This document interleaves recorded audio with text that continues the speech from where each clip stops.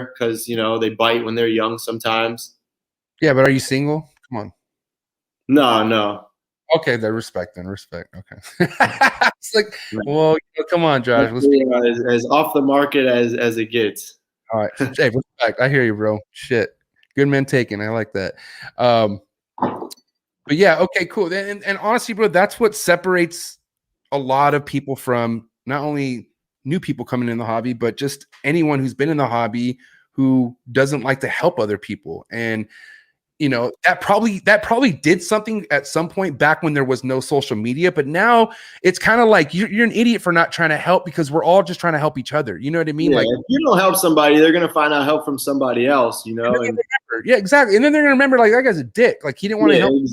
Exactly. All this thing. And honestly, bro, like I had my taste of like people who were giving me the runaround, but like I didn't put like much time into it. I just went to go find the people who were down to help me and just fucking, you know, listen to them. Because at the end of the day, I always recommend, you know, if you're just coming into this, you got to find a mentor that you trust, like somebody that you really, really trust, and listen to their information. Because is it true or false that you get fucking millions of advice from everywhere? Like everyone's an expert. For sure. I mean, at first I don't really listen to, like, I have so much stuff on my plate as far as like how much time is in the day that I'm not out there like trying to find different advice, you know. Right. At this point now, it's like it's mix and match as far as like what you're going to pair with what, you know. It's because most of my stuff, like I said, is pied, the majority of it. Right. Exactly. Man, it's good. It's really good, man. Because like you got to understand, at some point, obviously somebody put you on, right? Like there was somebody out there putting information on for you, right? And yeah, definitely. Like I told you before, the main person was Josh at JHB Reptiles for sure. Right. I had no idea what I was doing when I met him, and he showed me it's not just a hobby. Because like I said, when I first got into it, I just wanted to make cool snakes. I wasn't looking at it from a business standpoint at all. But when I saw this young kid doing very well for himself, and that's all he did was breed ball pythons. Damn, so I went that direction, you know. And he, like I told you before, he wasn't very loud about things. He just low key just put his animals up here and there, and stuff sells. You know, you don't need to go out there and talk about it so much. Like there's not enough time in the day for me for that. I respect people who do that, but right. I'm answering so many messages a day. It's hard to make content. Like I haven't uploaded a YouTube video in over a year. Dude, now you had 70K. You had an account with like 70K at one point, and it just got disabled. Or what happened with that? So I had Instagram before it was even like people even knew about it. So I had it years and years. I was just building it with just regular animal photos before the ball pythons and all that. So yeah, I got it pretty up there. I think 75K or something. And then one day I just went to sign in. Sorry, you're disabled. Like, okay. So I did the little, fill in this information with your name and then dispute it or whatever. Never heard a word back. I'm guessing it was because just all the live animals, this industry that we're in, it's like people don't like it, people out there that don't understand it. Was it live meetings or like, what do you mean live? Like, or was it just? It's against Facebook. A lot of people don't know this, but it's against Facebook and Instagram's terms for you to like promote even live animal sales. Pretty sure. Yes. No. Yeah, you're right. So you had a lot of, I don't know if they were looking in my DMs or what, seeing, me selling animals, and they shut me down because of that. But it didn't affect me in any way, like financially, like my customers were still my customers. I made it a new account like that day and just picked right back up going. I didn't let it affect me. I know that you've had Khalil on 514 Reptiles on here a couple times.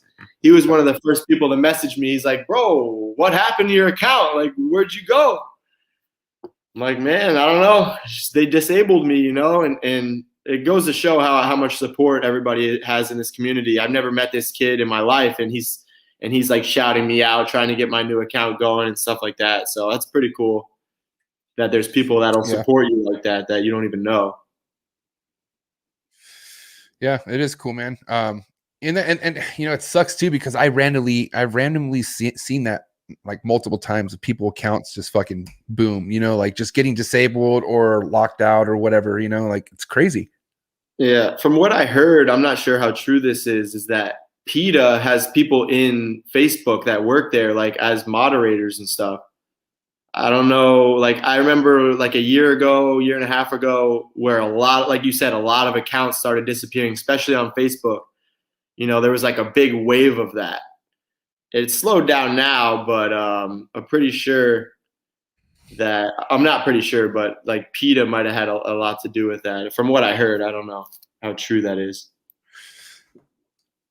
You know, I'll tell you one thing about Khalil. He's pretty on point about his conspiracies. So shout out to Lummi Khalil. We have a lot of talks. He gets real with me sometimes, and I like have to stop him because it's like, dude, this is too raw, bro.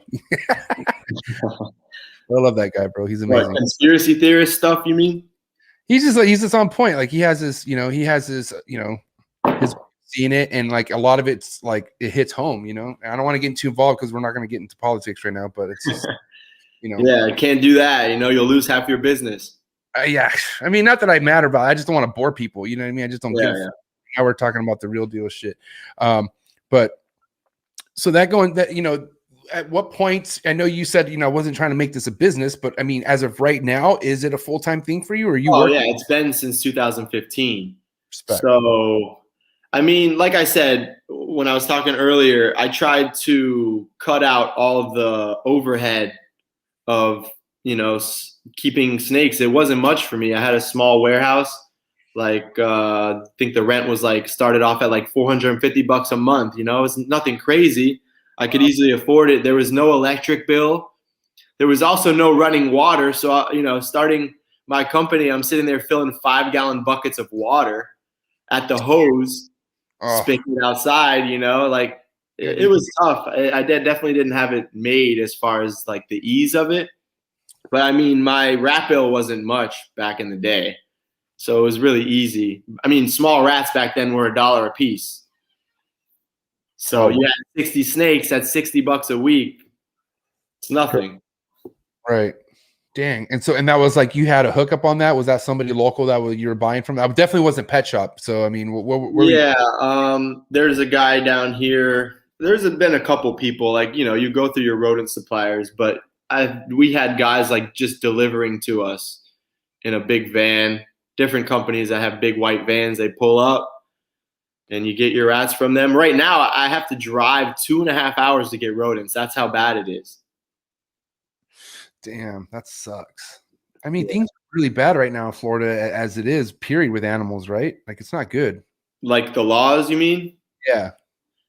Well, a lot of the stuff that they just banned was already on the species of concern list. A lot of people aren't talking about that. I'm not for the bans. I'm definitely against all that stuff. But a lot of the stuff that got banned in Florida, it was already basically banned. People found a loophole for the retics and the berms and all that stuff where they would put it on their conditional species, you know, on their permit, and they were allowed to keep them. But really, in reality, they're supposed to be displaying those animals like for education or shows, stuff like that. It wasn't meant for a bunch of people to have pets.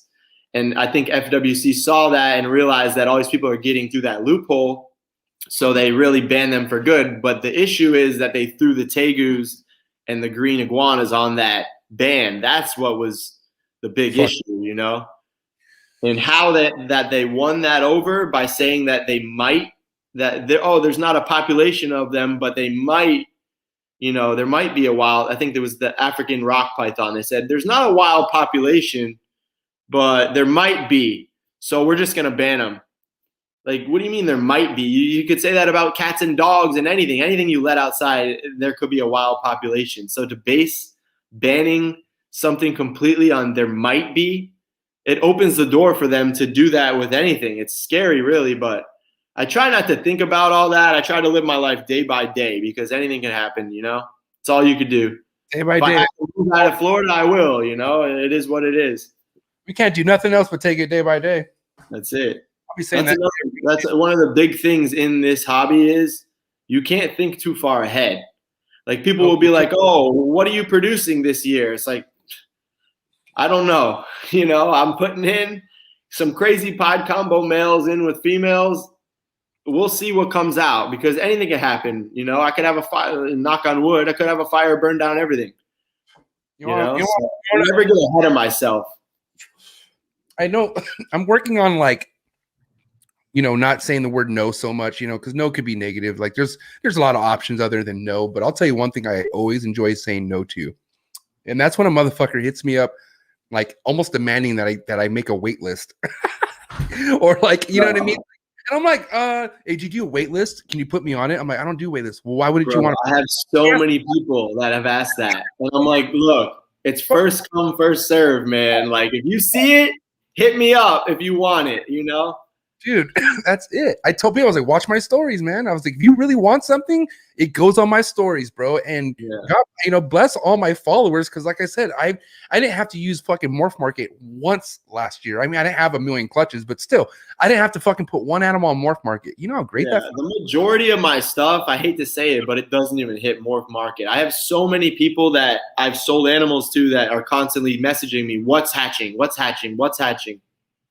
So, you know, here you go, this is it. And then they buy it and it never hits, even pictures don't even get online. So people have it pretty easy these days with Morph Market. Like I was saying before, we had to dig for what we wanted back in the day. I don't even go back that far, but even before all the internet sales, it was tough.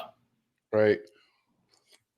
So what did you do to build your clientele like back then? Like what were you like, you know, because I know you were posting shit on Instagram, but obviously there wasn't a bunch of people on Instagram. So what were you doing to kind of like get people involved in what you were producing and building that loyal, you know, customer base? Mainly in the beginning, it was Instagram, believe it or not, for the ball pythons. Just, you know, posting really good content and like you said before, really good customer service. Yeah. Like if your customer service is not on point, you're going to lose that sale.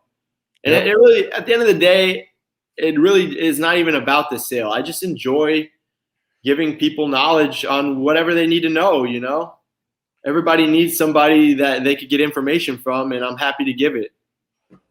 Yeah, man. I feel like